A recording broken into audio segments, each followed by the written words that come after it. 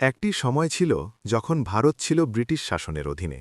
চারদিকে অন্যায় আর অত্যাচার। সেই সময় কটকের এক ঘরে জন্ম নিলেন এক শিশু। নাম রাখা হল সুভাষ।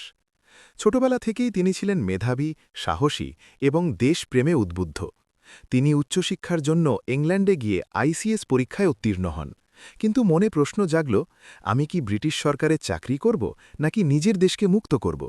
অবশেষে তিনি বড় সিদ্ধান্ত নিলেন, চাকরি ছেড়ে দিলেন দেশের জন্য। ভারতে ফিরে তিনি স্বাধীনতা আন্দোলনে যোগ দিলেন। তিনি মনে করতেন, শুধু অহিংস পথে নয়, প্রয়োজনে শক্ত প্রতিরোধ গড়ে তুলতে হবে। তার অগ্নিবাণী, তোমরা আমাকে রক্ত দাও, আমি তোমাদের স্বাধীনতা দেব। এই আহ্বান লক্ষ লক্ষ যুবকের হৃদয়ে আগুন জ্বালিয়ে দিয়েছিল। ১৯৪৩ সালে তিনি গঠন করলেন আজাদ হিন্দ ফৌজ বা আইএনএ এবং বিদেশে গিয়ে ভারতের স্বাধীনতার জন্য সেনা সংগঠিত করলেন। তিনি সিঙ্গাপুরে স্বাধীন ভারতের অস্থায়ী সরকার ঘোষণা করেন। তার নেতৃত্বে আজাদ হিন্দ ফৌজ দিল্লি চলো স্লোগান নিয়ে এগিয়ে যায়।